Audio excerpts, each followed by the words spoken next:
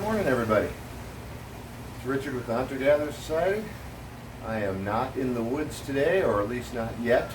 Still contemplating it. It's a beautiful day, although it is a little bit humid this morning. I have a feeling that that's just going to continue to climb through the day. A little bit of a breeze though, so I might go out and see if there's any mushrooms after our last rain. I'm probably about a day late, but it's worth a shot. You never know. This morning though, I've been just kind of focusing on the patio garden.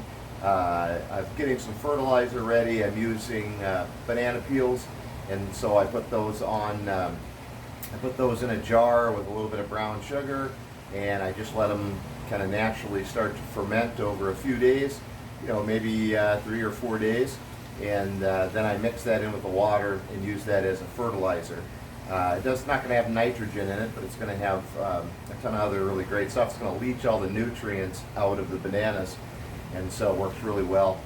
So this morning I've just been working on getting some more green protein powder made up. I did another dehydrator and got that done. I had another harvest of pea shoots again, and so I took care of that. And now in the patio garden, I'm just kind of cleaning things up. I've got some peas that didn't do anything, and so I'm just cutting them back because I've got other plants coming in. I've got Malabar spinach, and I've got some really healthy looking cucumber plants coming in. I've got Nasturtiums coming in. They're looking pretty good. My Chinese spinach is reluctantly growing. I expected a little quicker. Same with my katuks. They seem to be a little reluctant to shoot up, but we'll see. It's going to get warmer and warmer here, and I think they like that warm weather. The Malabar spinach I wasn't going to do again. You know, in some of the other patio garden videos, I talked about the fact that it likes to turn to seed right away, and I've got young ones. Well, here's an example. This was cut off basically right above the root, and you can see it's already going to seed. So the little purple flowers are pretty, but I don't want it to go to seed. I want the leaves. Now you can eat the seeds. It's not that you can't. My wife and daughter don't eat the seeds, so again it becomes about how much space it takes up and how usable it is. So it makes a great climber for the railings, but as it climbs, I'm looking at one that's going up one of the rails now. It's already going to seed, and out of a 2-foot stretch, I only see about 4 leaves. So I'm not getting very much mass, you know, for the space. So as a cover, as a decorative, sure. You know, it attracts bees, which that's good. Pollinators, brings them in, they like them. So that has some pluses. But as far as producing a lot of greens, it's not going to happen. That just doesn't do it. So I've got Nasturtiums coming in. I'm hoping that they'll climb. They're also a flowering plant, so they're very pretty. So I'm hoping that'll kind of cover up everything else. I'm trimming up the mint today. You know, mint in the garden or in a flower bed is a kind of a pest plant. I love mint. I use it for making cocktails. I also use it for tea. So when I make my wild tea, using, let's say for example, the Bidens and the lemon Bocupa, or I can just use the Bidens as the main material, and I can use the mint for flavoring, or I can do the same thing with the moringa as well. So this is just a quick trimming. I love the smell of it too.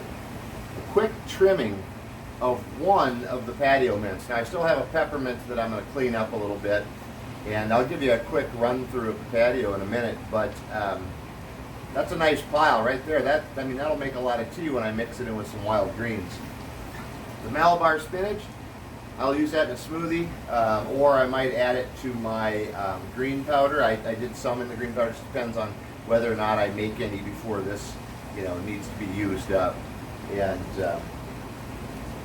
so that's kind of what I'm up to today, just cleaning things up and working on projects. I'll give you a quick tour of the patio, and then I'm going to get back to work, I guess. I've got microgreen seeds to plant, and I got to clean the trays, and so today's kind of just a project day.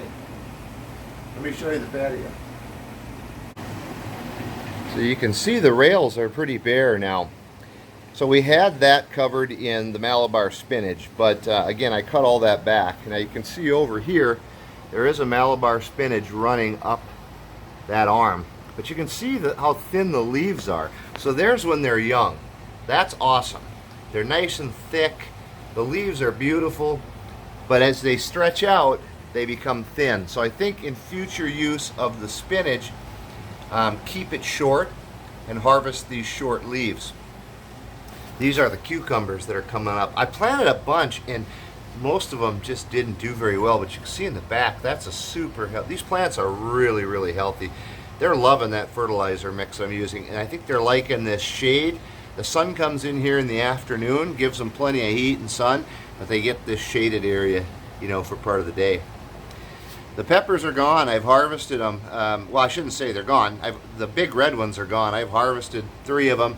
I got more coming in. The Mad Hatters are all still hanging. They're just starting to turn colors. So those will be ready here in about a week. This corner is looking wonderful. There's the mint I'm going to trim back. You can see it's kind of fallen out over the pot. That is that collard green that I've showed you several times. It's still going. We still trim it and use it. It's just beautiful. It's almost decorative at this point. And then that's the new Katuks. They have grown probably 3 inches, so they are growing. So we'll see. There's new growth on top. So they haven't shut down. They're still going.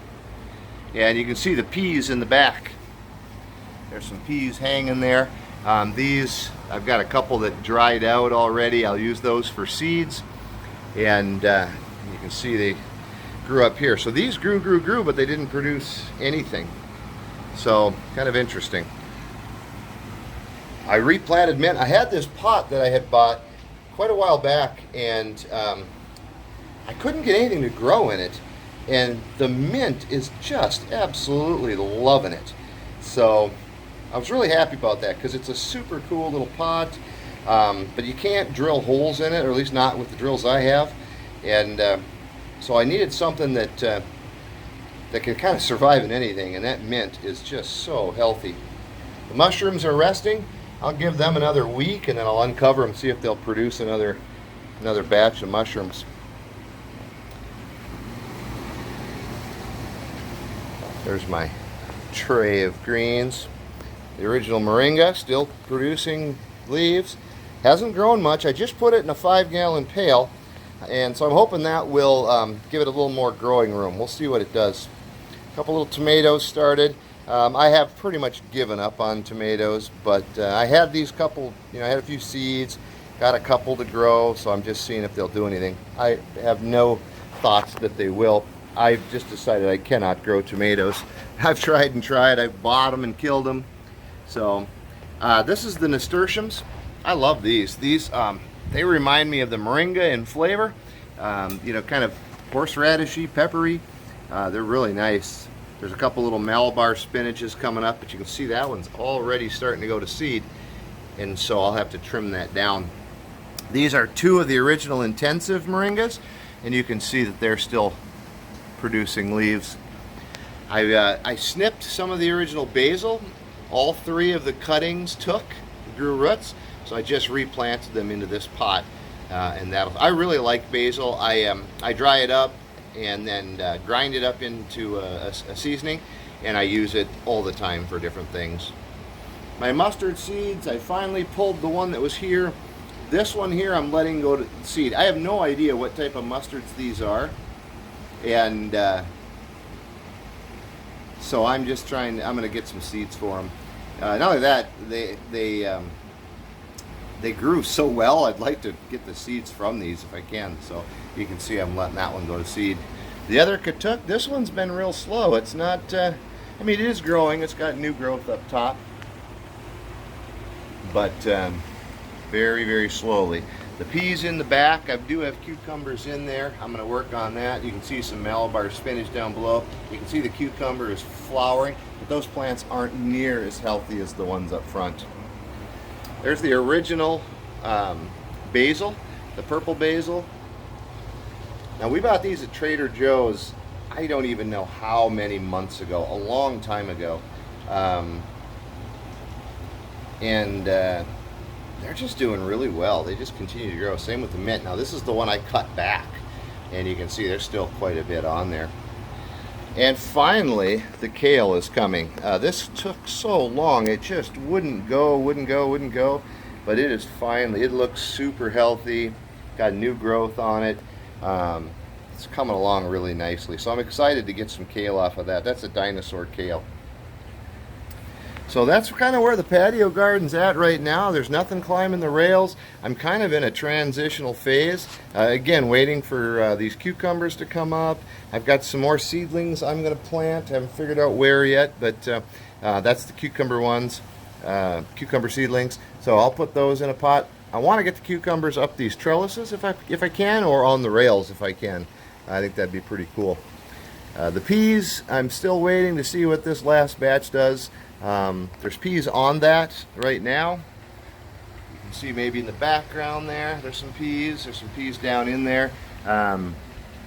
We had a meal off of this, and then a couple different snacks. The problem with the peas is we pick them right off the plant and eat them while we sit out here, which is not really a problem, but you don't get many meals that way. So I'll let those go until they kind of peter out. You can see the bottoms get real brown, and then the tops stay green. So I'll probably cut these back. Right now they're giving my basil shade, and until I get something else growing up, I'll probably just leave them to do that. So anyway, that's the patio garden as it is. I'm going to get back to work here and get some stuff on the dehydrator, and then hopefully get out in the woods and see if I can find some mushrooms.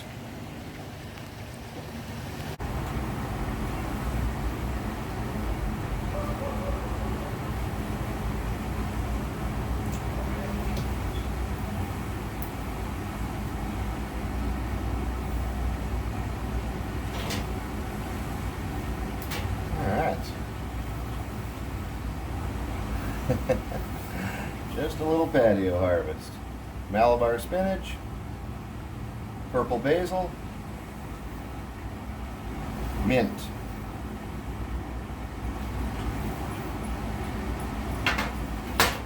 Plenty more where that came from. Well guys, we end up getting out in the woods a little bit. It's getting hot, so we're not going to be out here too long. There is a nice breeze, so in the shade, that's really helping. But out in the sun, it's getting pretty toasty. So we're not going to be out too long. I just want to do a quick walk. It's, like I said, it rained a few days ago. I think I'm a day or two late. I would have liked to have been out here, right after the rain. Heck, even during the rain. But just too many things going on, so I didn't make it out. But we're going to take a walk through some of the shady areas and just see if we can find, heck, maybe one or two mushrooms for lunch.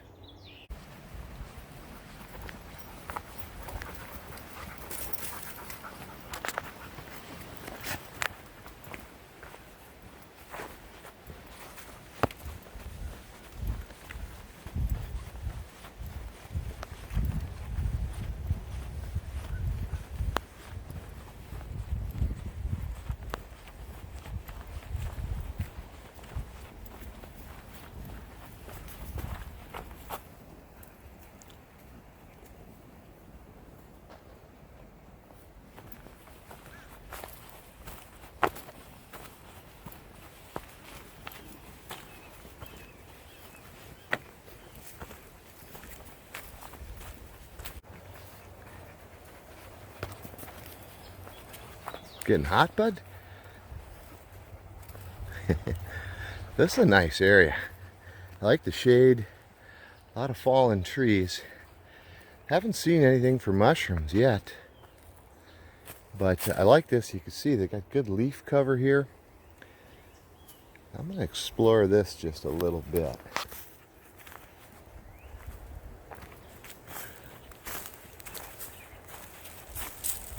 I always like looking up underneath these trees. They get nice shade, good leaf cover, so it's going to maintain moisture a little bit longer. I'm not seeing anything under there. Like in here. Now after a few days of good rain, this is usually a really good area. Any luck, buddy?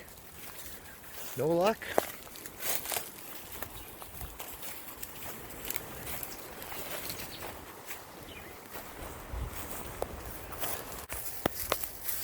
Aha, what'd you find, bud? Did you find one?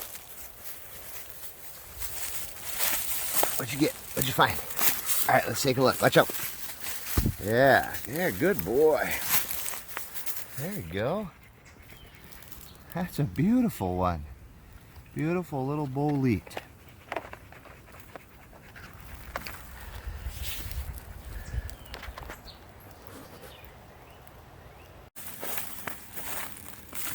So far, guys, that's the only one I've found.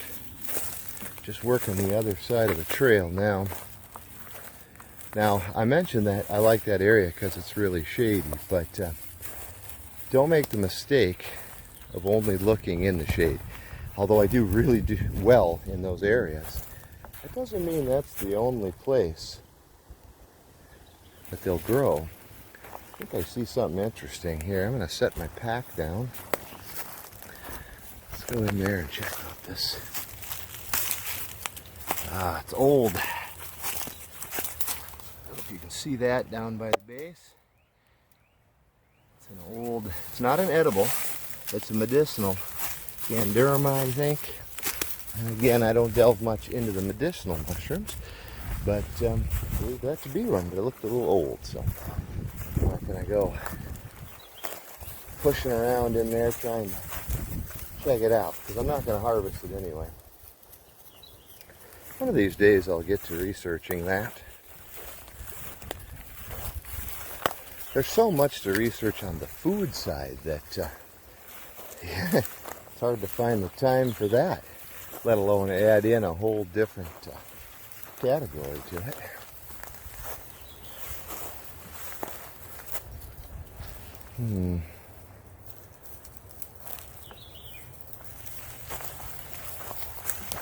Biggest thing, and I've mentioned this in my blogs before, just about, enjoying the outdoors. Take your time. It's amazing how you can look right at them and miss them.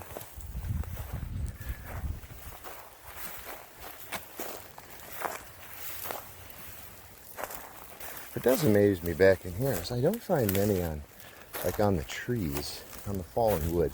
You find a lot of dried, like here. A lot of that. Not edible, just there. Oh, geez, Dozer's getting zoomies. Don't run over any mushrooms, bud.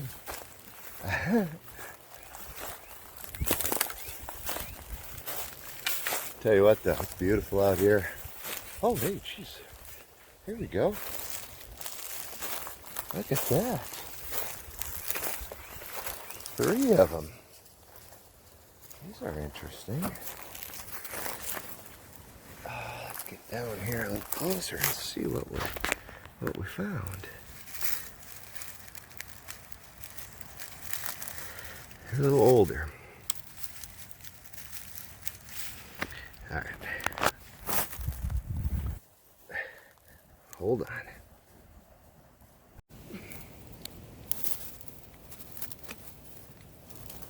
Oh, another blue staining.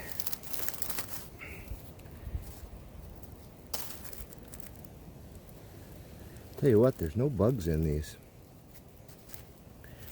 I'm going to take those with us.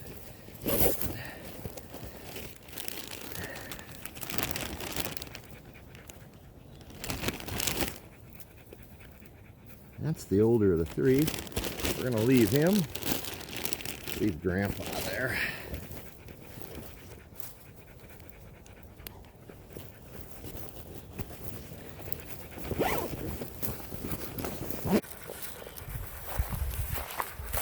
Alright, took the 2 smaller, younger ones, left the older one. So this is a great example. So we've got all this shade that I've been looking at back behind me here too.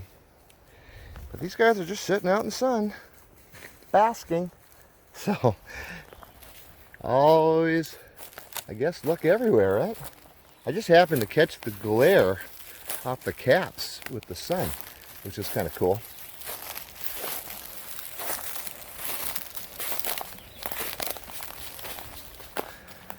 Alright guys, getting a little off trail here. I'm going to figure out which direction I'm going to go, unless Dozer's going to lead, and I'll bring you back if I see anything else. look at this, guys. There's another non-edible, but I believe to be medicinal mushroom. Again, more research needed. I find these here quite often in Florida. Let's get up a little closer to them. These are a wood mushroom. They're, you know, they're not one you're going to eat. Very, very dry. But I did some research when I first moved here from Alaska, and found some information about them being used medicinally. But again, I don't remember the name of them, and I haven't really paid much attention to them. That's huge. That's a green briar vine. Look at the thorns on him. There's an edible tip up top, but I'm not going after it. All right, I'm going to keep digging around here and see what else I can find.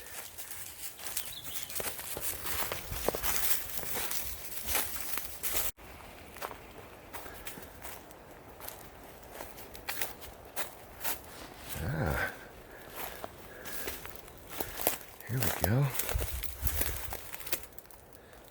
All right, guys, this is green briar. So a couple of ways. Again, it's got a little different leaf to it. A little thicker, a little rubberier, but down here on the end, and again, just like a Smilex, we're looking for those tips. I'm not bringing those home today. They're just my trail side snack. Pretty tasty.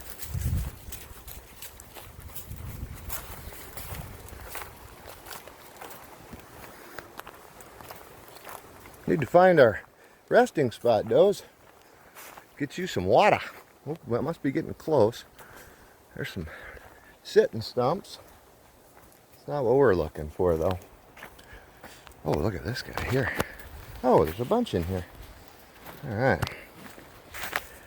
These are brand new. So there's an old one. Very dry, but look at this guy. Oh, he's actually moist. Gander, something like that.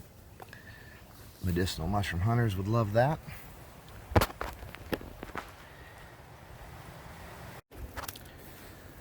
Alright.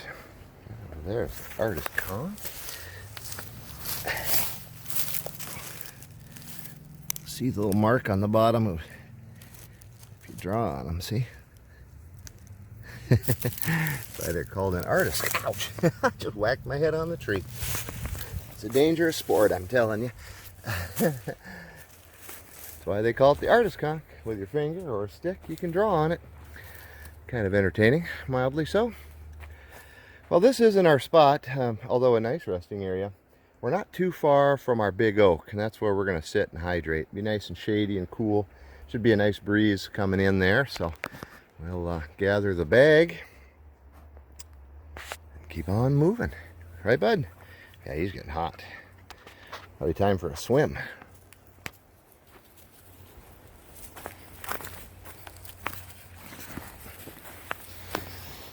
All right. Here we go.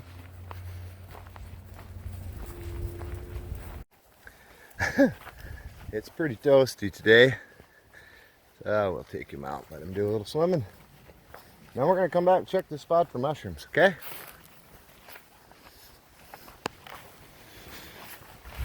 Gotta wait for me, I gotta check for gators. Beautiful little spot here.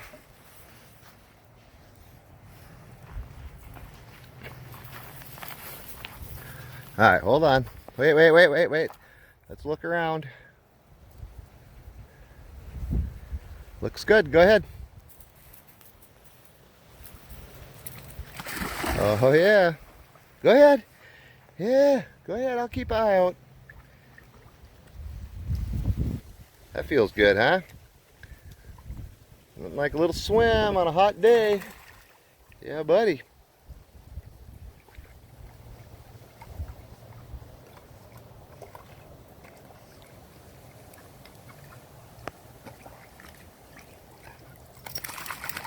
All right, you ready? All right, let's get back to work.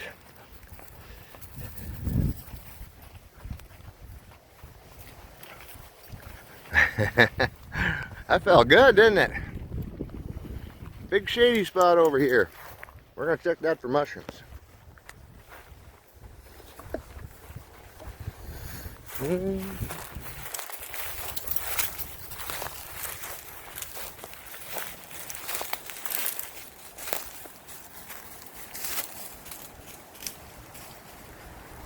Pretty much just lizards and leaves.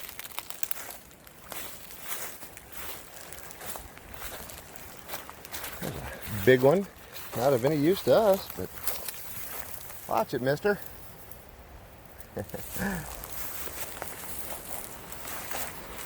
I find them all interesting. There you go. Now don't get yourself all heated back up, goofball. Yeah, I'm talking to you.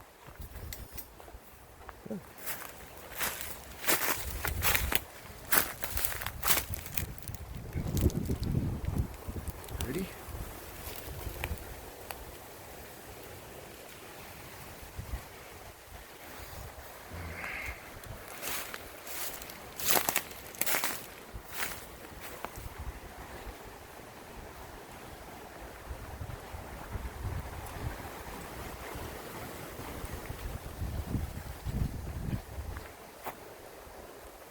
Doze. I was walking by here. Green briar. Looks like the deer beat me to it. Not this one though.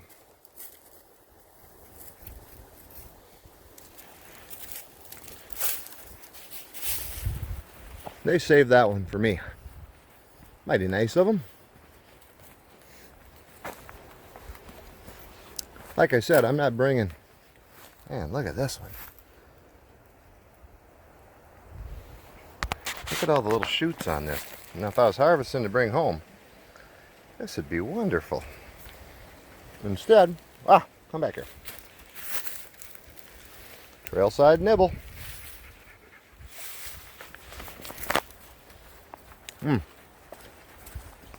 I like it. One of my favorites.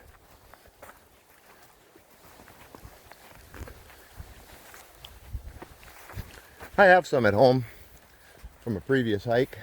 Still working on using up. And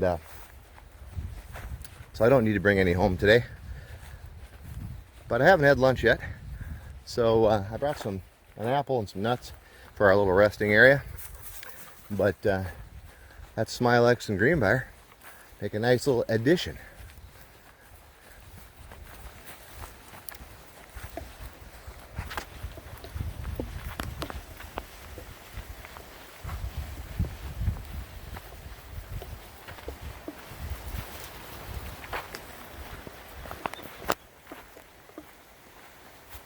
Bright yellow butterfly, but she's not gonna stop anywhere where I can get a shot of her.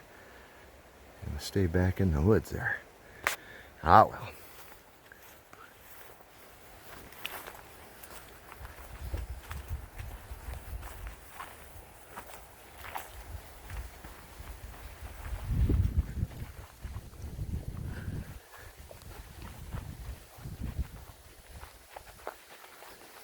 This is where that snake chased us, Doze.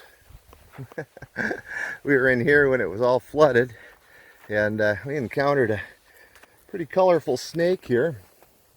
Gave it plenty of space. It decided it didn't like us very much. That's all Biden's right there. Not harvesting that today. But you can see the old flowers. You can see the new growth coming in. Anyway, that snake did not like us here. And even from like 10 feet away, it started lunging at us. Or at me. They don't pay much attention to Dozer. And so we got the heck out of Dodge. Well, we're coming up. You can see the big shade tree ahead of us. That is where we'll be taking a break. Get some water into Dozer so he doesn't overheat.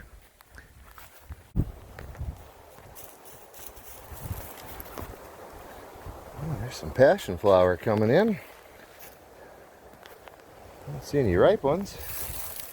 But you can see flowers are folded. And actually, if you look right there, there it is. Fruits are coming in. Not right, but soon enough they will be. Those are passionflower, passion fruit.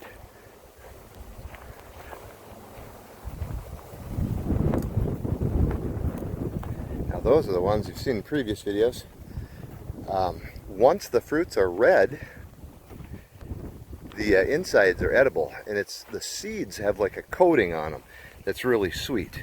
And so we take them home, freeze them, and then they make kind of a nice little snack. Some more Bidens. Again, not harvesting that today. Today was just to get out, get Dozer out of the house, stretch my legs, and hopefully find, like I said, enough mushrooms for a little lunch. Got plenty of greens, so we'll just add the mushrooms to them. Following along the water here. Haven't seen a lot of wildlife today. We did have one. I didn't get it on film, but we were standing in one of the shade areas under a tree, and all of a sudden a big owl took off right above our heads. Kind of startled us. Put some new benches in here. Nice. Facing the water. Nice little sitting spot.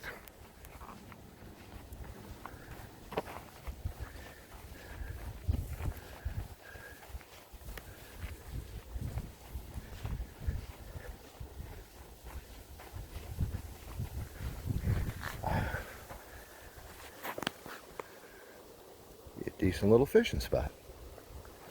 I've been meaning to get in here and try fishing. There's definitely fish in here. Where Dozer swam, I saw a whole bunch of gar swimming around. Doze. But I haven't fished it yet.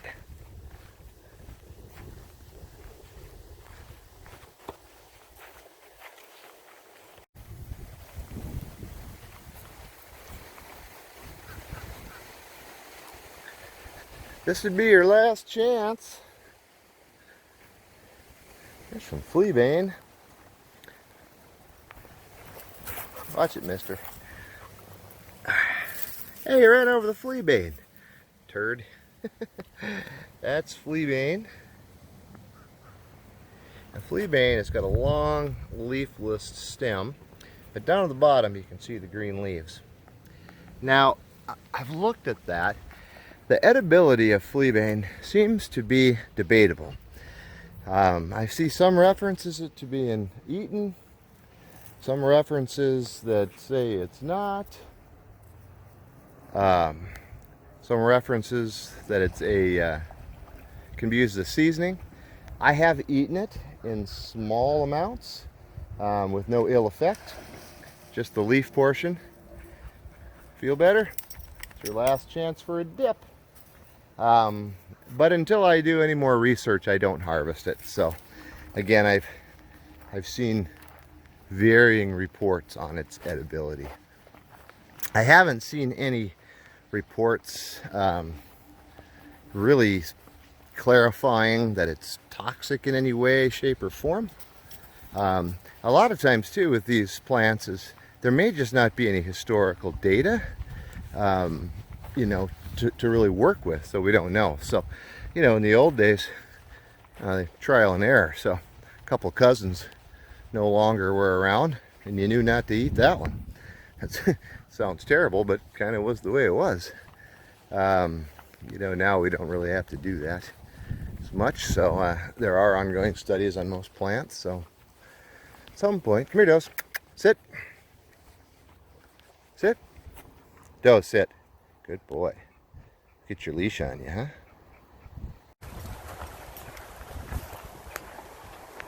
Yeah, let's go check down by the water.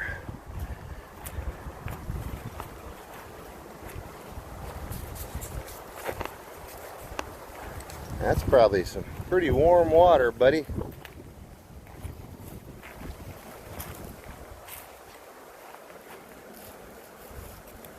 Pretty warm water.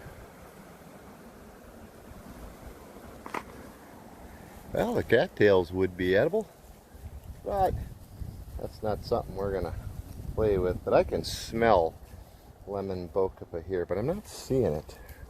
Where is it? Oh, there it is. Just mixed down in here. There it is.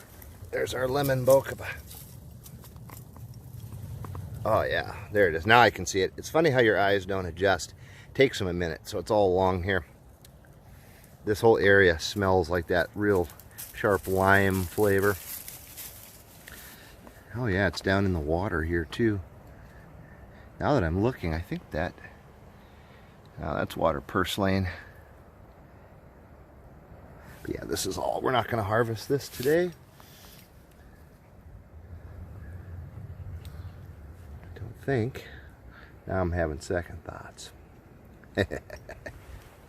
Lemon bokupa is one of those things where when I do find it, let me see how much is here.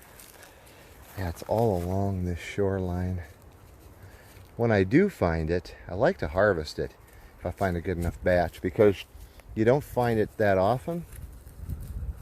So you kind of want to take advantage of it. So I think I am going to harvest some of this. There's plenty here. Now that my eyes have adjusted, I see the little blue flowers. That's the bokupa. So I think I'm going to take a little bit of this, add it to my tea mix. I've got the mint from the patio, and I'll bring you back in a bit.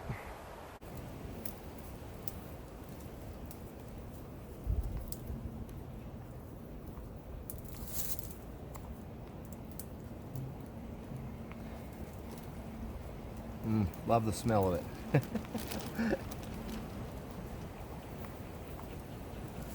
And I love the taste of it in my tea, so it's a win-win.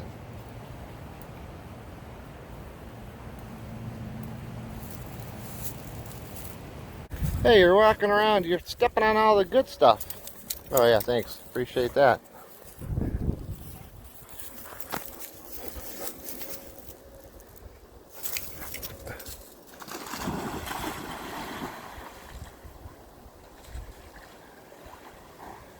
One happy dog.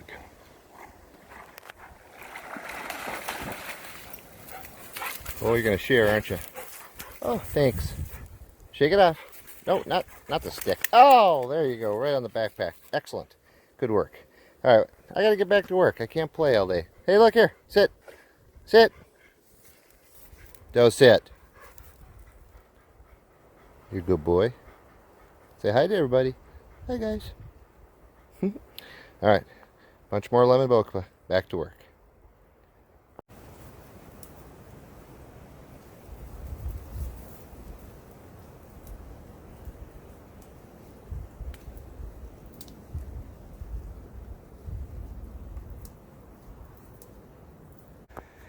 Well, he thoroughly enjoyed that little water hole, but we gathered enough of the lemon bokupa that we can move on now.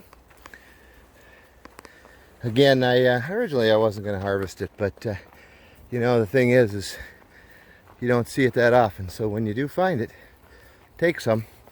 You know, we didn't take a whole lot. You know, we take a little bit and leave the rest. But in the little short time that we were there, we made a nice addition to our tea. There's some more green briar. There's our alternating leaves. Oh, look at the little trail nibbles on there.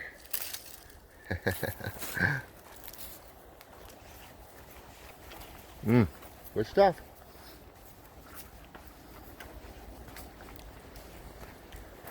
The goal today was mushrooms, got those.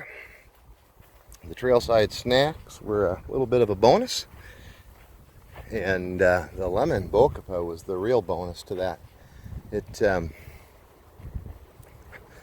I haven't found it in here before, so that was a nice surprise.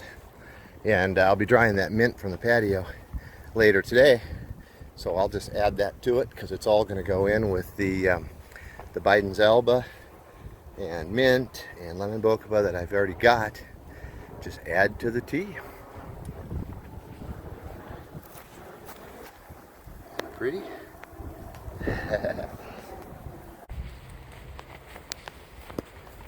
I love the shade in here. It's hot today, but in the shade it's nice. Got a little bit of a breeze coming. Well, I didn't find the wood sorrel that I was hoping to get. There's Gouda cola all along here.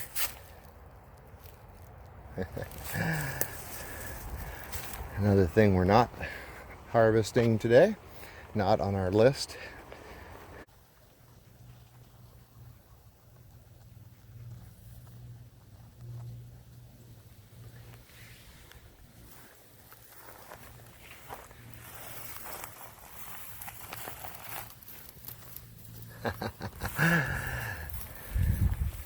Remember, guys and gals, always stop and enjoy the butterflies.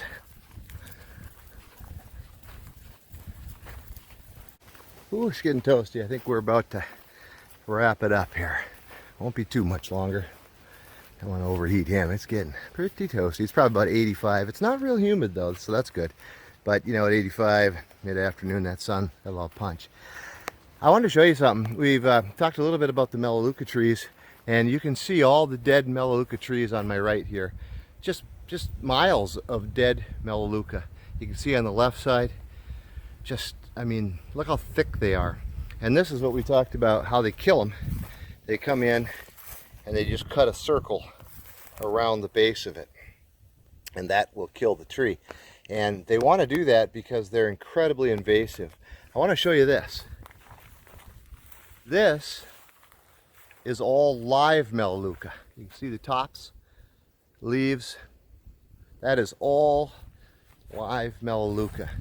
Look in there. Look how thick it is. And do you see any palms or pines, any other kind of tree? Absolutely not. This thing, literally, when they planted this, again, they planted this thinking this was going to be a lumber substitute. And it turns out to be terrible lumber. And when it's dead too, it just turns to paper. So what a fire hazard. I mean, there's just nothing to it. And it reminds me of birch bark, only even dustier. But it's just thick, and it doesn't allow, you can see there's a palm on the edge, but nothing inside the Melaleuca trees. It completely takes over and kills everything else. Now you can see on the other side where they've killed them and the sun's able to get in now, there's some new trees coming up. There's still not a whole lot, but I mean, it takes a long time. But at least it's given stuff the opportunity to grow back. So, I'm never real excited about killing anything just because it's here. But you can see what happens if you don't with this stuff. So this invasive, all these invasive things, invasive animals, invasive trees, it's amazing the damage that they'll do. So it'll take a long time for this to come back. Anyway, just wanted to show that to you. We're going to keep moving, right, bud? He's getting hot.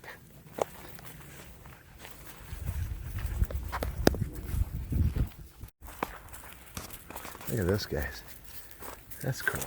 I love the air plants.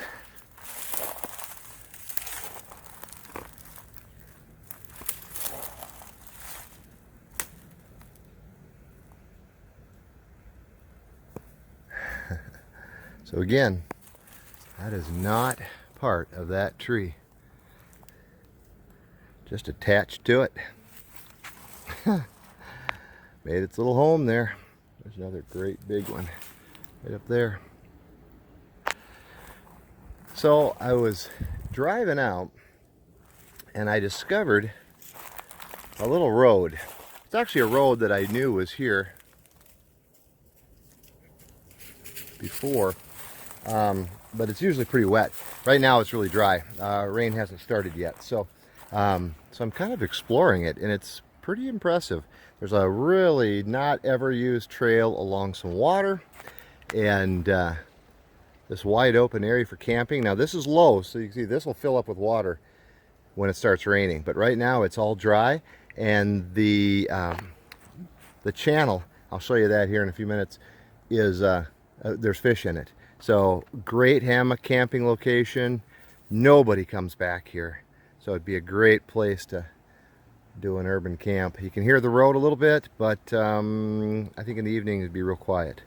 I'm going to be back to this spot before the rains hit. Kind of got off the trail here. That's how we discovered that little camp area. But I could see it. I thought it was actually maybe another trail, but it's not. It's just an area where the, again, where it's normally wet and it's dry right now. But this is the little trail that I'm on. There's no tracks on here. And actually just a little ways up the trail, I don't know, maybe 100 yards that way or so, there's a huge tree blocking it. And the trail is so overgrown that no one is maintaining this thing. And so no one uses this. See the water here. So we're along this big canal. There are fish jumping in here.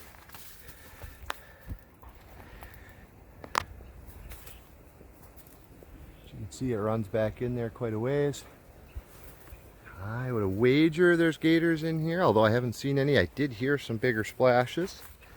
Then it runs off that way. I can't see because I can't get close enough. But you can see the fish surfacing.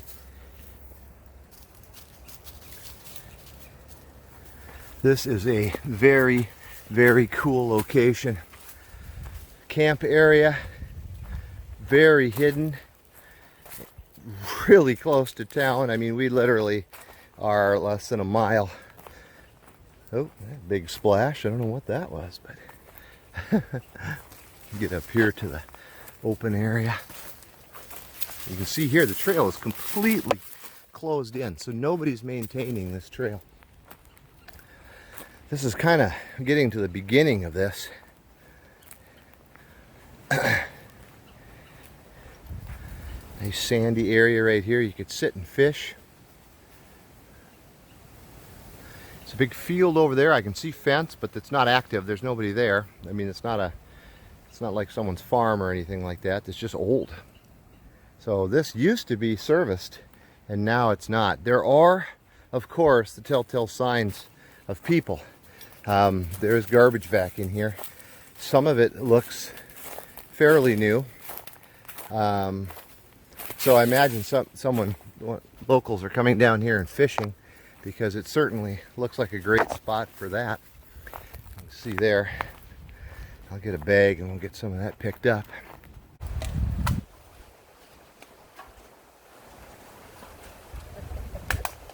Messing with me.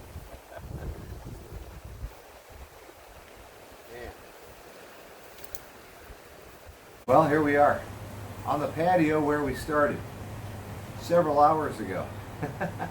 So it's been a great day. We got some harvesting done on the patio, and Dozer and I put a few miles in the woods. Not only did we forage, find some wild mushrooms, find some lemon bokaba, but we explored some new trail, and actually, which is always a really great thing, is we discovered some new trails, which I'm thinking maybe tomorrow morning I'll get up early and go see if I can put a few miles on them and see where they go. So, I mean, found a new campsite, a place where I think I can hang the hammock, spend a day or two, not be bothered by anybody, have some water for fishing. I think even there I could probably even start a fire. So, I mean, wild forage foods, new places to camp, new trails to explore, patio greens. All in all, it was a great day. And we finished it off. Dozer and I went to the brewery. He loves the brewery, so he ordered a meatball sub. He shared a little bit of that with me. And of course they gave him Chex Mix and a big bowl of water, so he was pretty happy. Then we stopped and got coffee and delivered it to the local high school.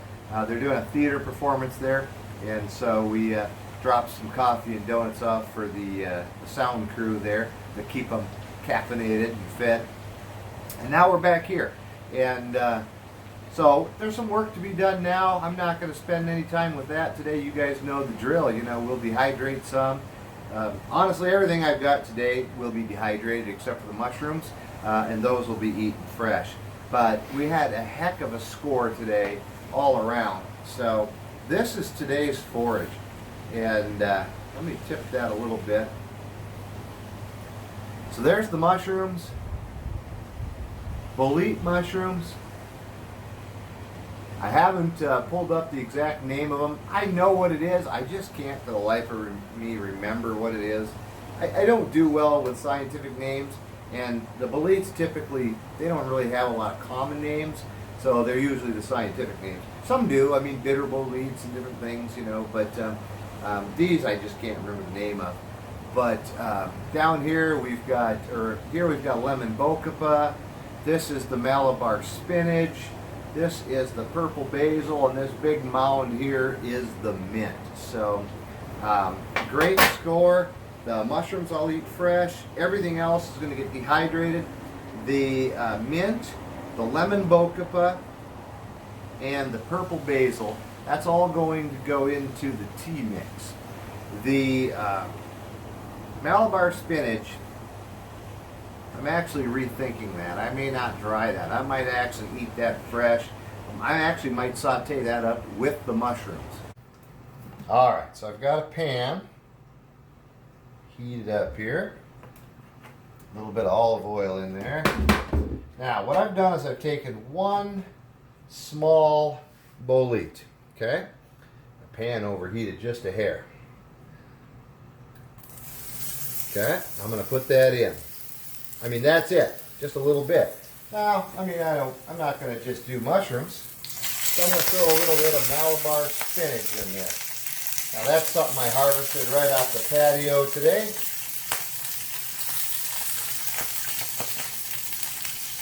So the mushrooms I actually foraged for, and the spinach I harvested off of the patio. Now, when you're first trying a mushroom, you don't want to add a whole bunch of seasonings. You want to taste the mushroom. I mean, not only are we allergic to it, it's something we want to find out, you know, but we also want to find out, do we even care for the flavor? So really all I'm going to do is just a hit of salt and pepper.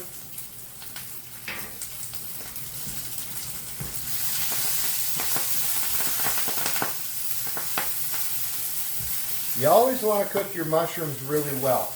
I mentioned the button mushrooms earlier. You know, the store-bought button mushrooms. A lot of people don't realize that you really shouldn't eat those raw. Again, we do it all the time, but there are people that have a reaction to that, and it's not good. Now, when you cook the mushrooms, that's going to alleviate that. So you want to cook them very well.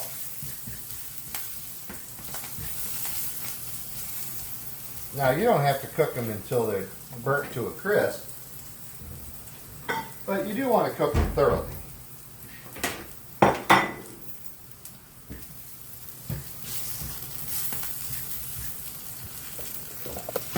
The seasonings are messing with me. So I'm doing like a medium-high heat. I'm doing Malabar spinach, and these are bolite mushrooms. And again, I apologize, I can't remember the name of them. They don't really have a common name. They have a scientific name. I've harvested them before.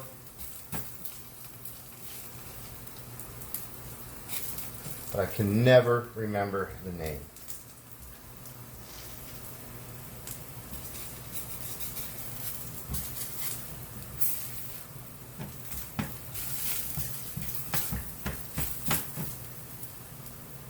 So we're cooking them thoroughly. I think that's probably good. And I haven't done very much. You can see compared to my spatula, there's not much there. Just a tiny little bit. So all we're looking to do here, again, just the tiniest little bit you can see in comparison to my fork. All we're looking to do here is we're looking to taste them. So we'll start with the mushroom.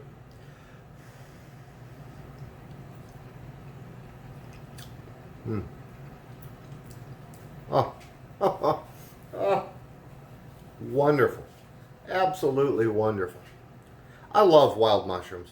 The store-bought ones, they just don't compare. You know, the wild ones have just their own, each one has their unique flavor. They're rich, a lot of times nutty.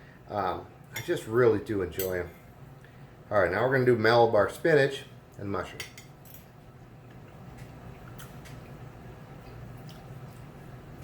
Oh yeah. Ha!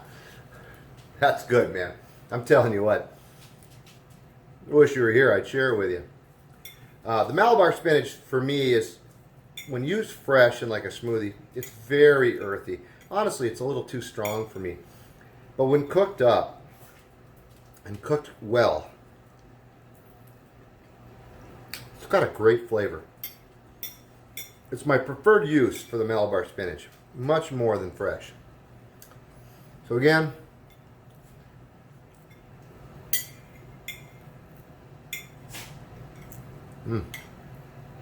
sorry guys, you're gonna have to wait. You're just gonna have to wait. So Malabar spinach harvested off the patio, mushrooms harvested about 2 hours ago in the woods. It doesn't get any fresher or better than that. Now, that's all I'm gonna eat, right? Now, I've eaten this before, so I'm not worried about it. But for the sake of today's video, that's all that I would eat. And I might eat less than that. I might eat like half of that. I might have 1 or 2 bites, and then that's it. And then wait 24 hours. Now, what you're waiting to see is, do you have any reaction to it? Do you have an allergic reaction to it? Does your stomach react to it? Maybe you get an upset stomach. Maybe you get, I don't know, gassy or something. I don't know. But maybe you have a reaction. Now, we're always overcautious on these outdoor videos, because the truth is, nobody wants to put a video out there and have somebody go out and try foraging and eat something and then get incredibly sick or, God forbid, die. So we're always very, very cautious. I have not ever been sick from my wild foods, and I follow very simple rules. Again, I never eat anything that I'm pretty sure, I think, I believe is edible. I know it's edible, and then I eat it. I've eaten things that I knew were edible that didn't taste good, and I had to throw away, but I knew they were edible, right? That's different. So, and then the other thing is, I start out with a little bit every time. Every new food, little bit, wait a day, and then if no reaction, you're good to go. So oftentimes too, when you hear about toxic mushrooms, toxic plants, I follow a group on the morels. You know, they're the look-alike morels, false morels. There we go. I follow a stream on that, and it's just kind of interesting to watch. I also follow wild plant streams, and there's a lot of talk about certain plants. Give you a great example in the video, in today's video, you know, we looked at Fleabane. Very, you know, it's debated on whether it's edible or not, and there's some debate that there might be a mild toxicity to it. So what does that mean, that it has, you know, a toxin in it? It means that you could sit and literally chew on the leaves 6, 8 at a time, not affect you at all. The question is whether if you ate that regularly over 30 years, would that have an effect on you? Would it have maybe a cancerous effect, for example? The truth is, I'm not going to eat Fleabane regularly for 30 years. Number one, it's an extremely strong flavor. Number two, you saw the plant, there's not a lot to it. There's a few leaves at the base. I mean, it's a lot of work for a little bit of return. And you've seen in my videos, especially with the patio garden and even foraging, I like a little bit of work and a lot of return. Excuse me. And so the Fleabane is not something I'm going to eat. I'll eat it. Maybe I'll have the flower, or maybe I use the leaves and I'll use them as a seasoning for that flavor. And I'll have them once, and it might be a year before I eat that again, or 6 months, or whatever it is. But it's going to be small amounts, and I'm not going to eat it. It's going to have little effect. False morels, another example. There are false morels that do have toxins in them.